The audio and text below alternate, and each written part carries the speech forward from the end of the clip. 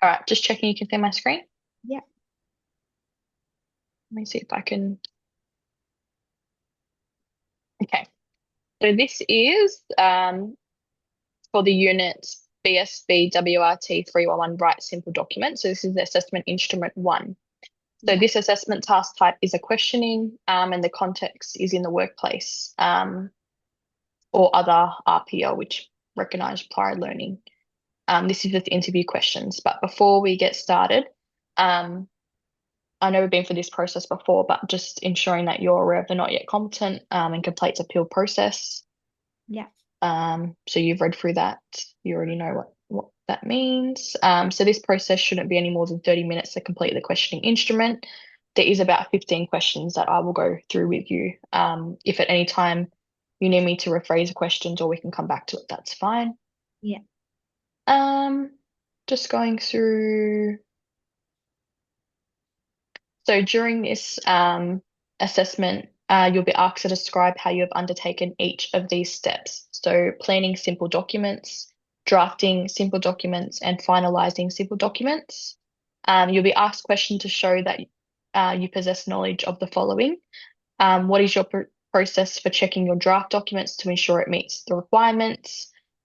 What is your process for checking your draft documents to ensure it meets these requirements? Um, what are the two examples of your organizational policy procedures for written documents, and when would you use the following written communication methods and why? Which is one, two, three, four. General emails, procedures, business letters, and meeting agenda. Yeah. Do you have any questions for that? No. Okay, so if at any time you need me to rephrase a question, just ask me. I can rewrite something if I haven't written down properly, but pretty much like the assessment we just did before. Yeah. I'm going to ask you these questions. You'll answer them. I'll write them down. So just bear with me. I might write a bit slow. So tell me about the type of documents you create in your job. What are they and who are they for? For this question, I wrote, we create many different documents in relation to our job. Yep, One being our curriculum. yep, This is purely based on the children's interests and developmental needs.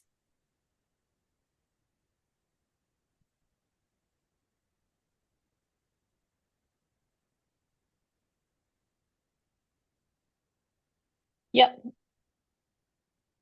Is that all for the first one?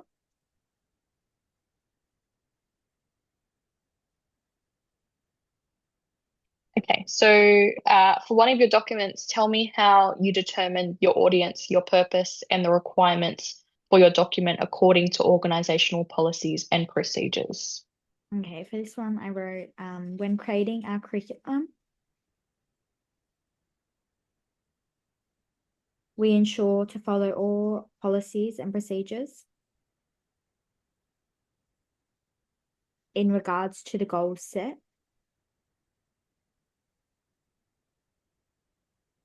An example being always ensuring we are following our health and safety policies and procedures.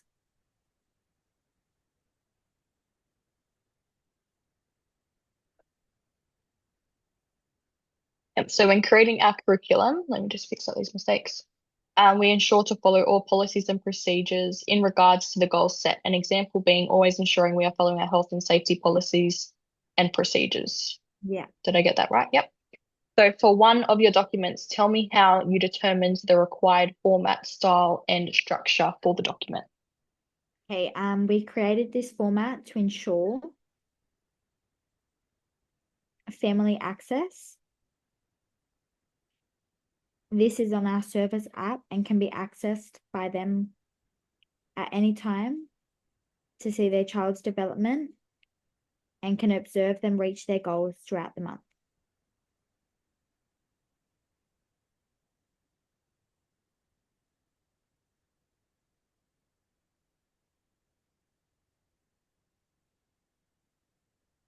So we created this format to ensure families access.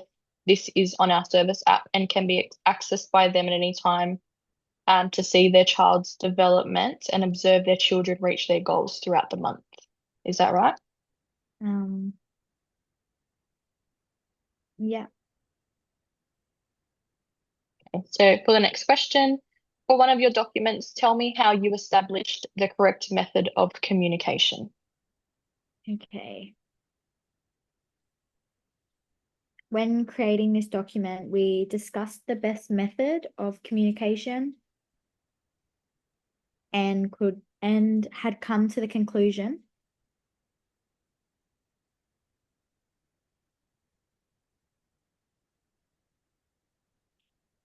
that what works best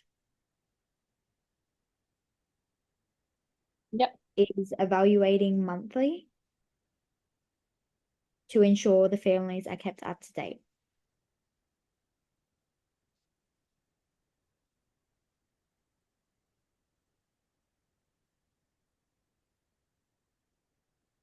Have you guys always done this monthly, or is this something that you've only changed recently? Only this year, actually, we've started our monthly curriculums. We used to do a daily program. And do you find this is better, the monthly one? Pardon? Or do you find this is better, or would you prefer the daily one? I feel like this is definitely a lot more beneficial for the children because it's got more kind of like a structure compared to the daily one. But Hmm. yeah, this one benefits the children more. So for one of your documents, tell me how you established key points to be included in your document. Key points are added into this document with an array of different goals made for the children to meet during each month.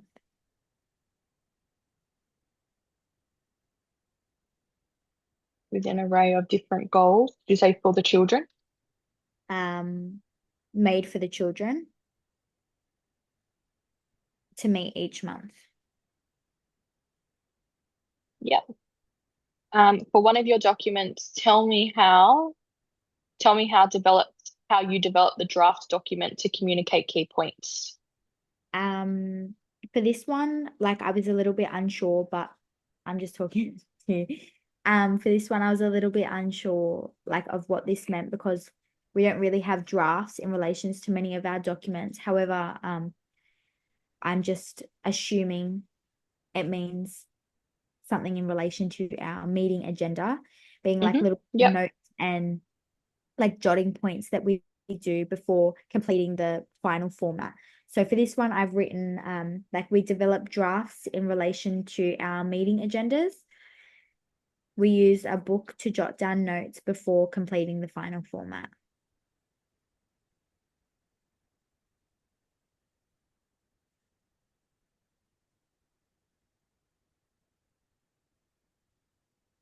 So we develop drafts in relation to our meeting agendas. We use our book to jot down notes before completing our final format. Yeah. So how did you ensure your draft met the purpose and requirements for the document? This draft met the purpose as we utilized the notes jotted down for our final meeting minute document.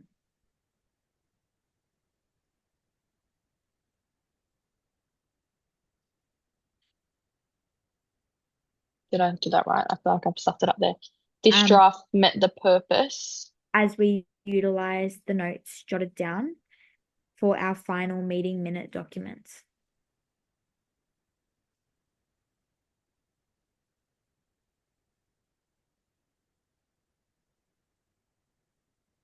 Yeah. So did you have to obtain and include any additional required information in your draft documents? If so, what was it and why? For this one, I wrote no because all of the key points that were written down in notes had been included into our meeting agenda.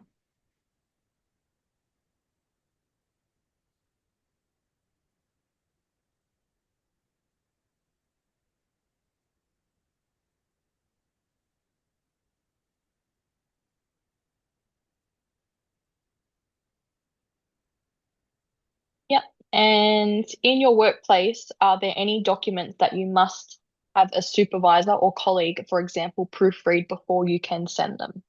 Okay. I wrote yes, we do have documents that are proofread before sending to the families. For example, our incident and illness records.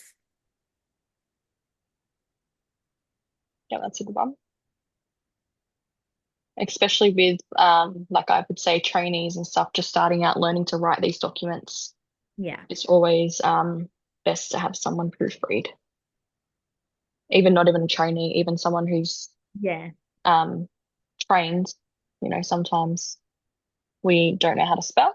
So what change did you have to make to one of your documents? So discuss how you ensured those changes were correctly made. An example that the document was checked again before it was finalized. So for this one, I wrote one change that had to be made to the incident form Yep. was a mistake within the visual representation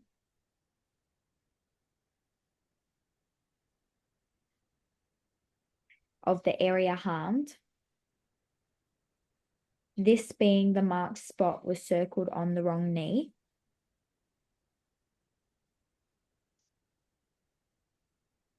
A new incident report had to be completed before sending to the families.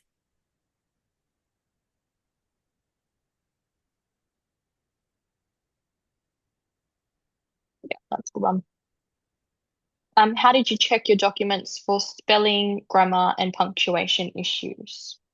By first like rereading my own work and asking colleagues to reread or proofread before sending any documents off to families.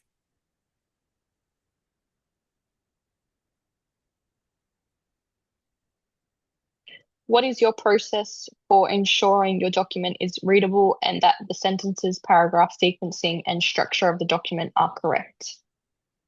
With our documents, we have specific formats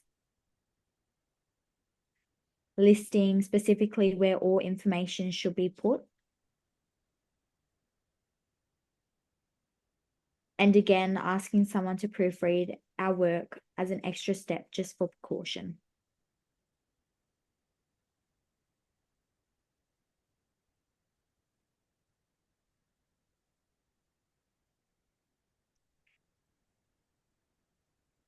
Clearly, I can't spell today. Lucky for this grammar automatic. So, what are two examples of your organization's policies and procedures for written documents? One of them being our indoor and outdoor checklists, policies and procedure.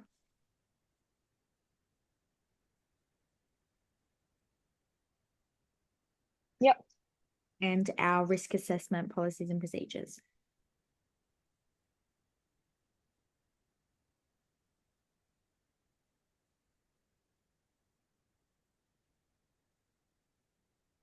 I think we're almost finished. Yeah.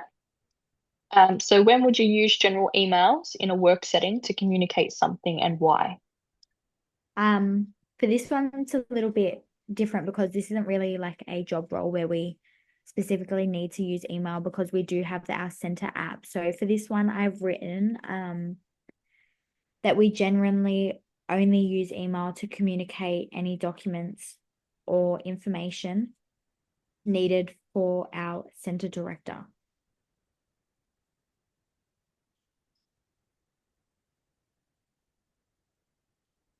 So we generally only use email to communicate any documents or information. Did you say to our director? Yeah. Yep. Cool. When would you use procedures to communicate something and why? An example could be when teaching a new staff about a specific job within the room, we may refer to our service procedures.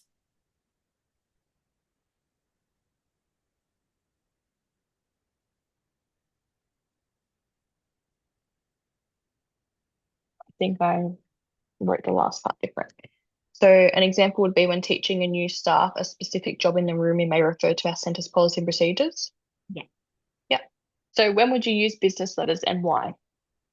For this one, I feel as in my job role,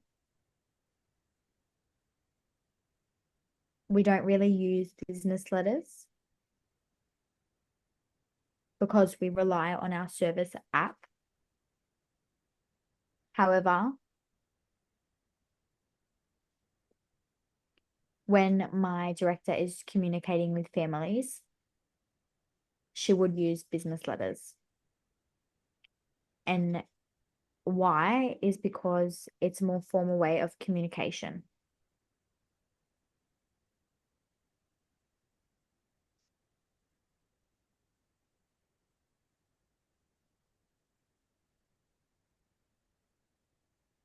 Yeah.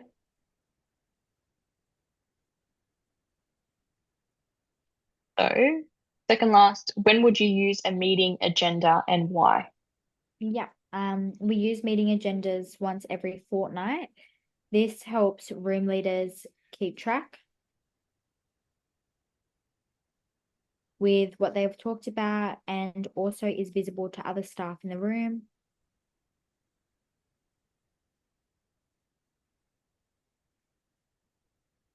To keep their minds refreshed on new things that need to be implemented.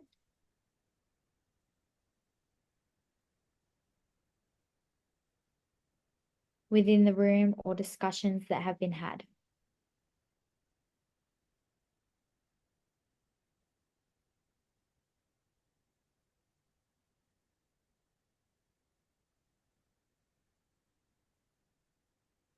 Let me just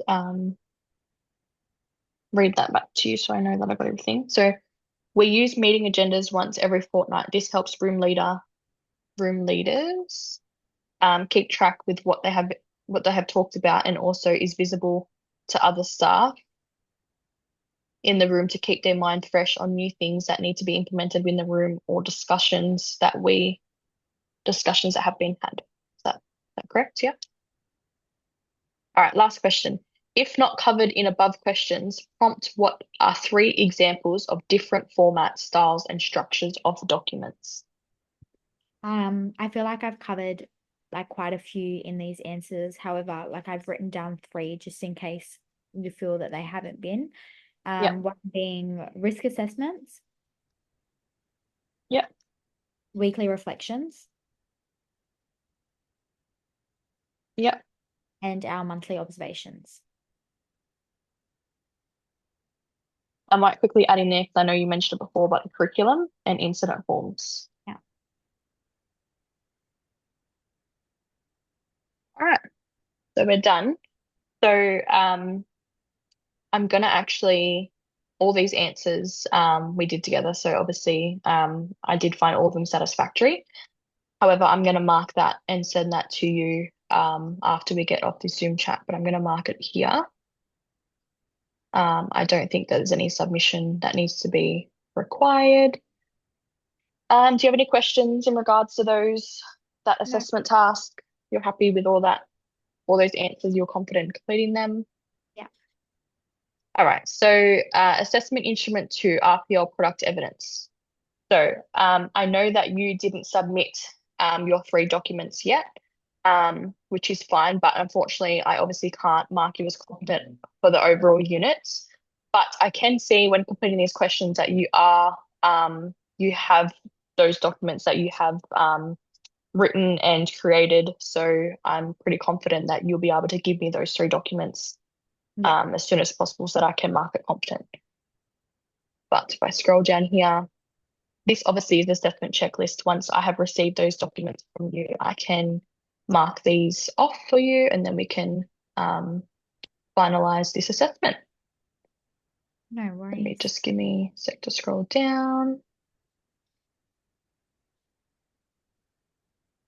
Okay, so I might do this assessment observation checklist after only because I haven't received those documents from you yet. But do you have any questions No. um, about any of the assessment units? You're confident in receiving your results, and do you have any questions about the documents that you need to give me?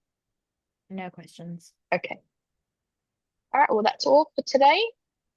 Thank you.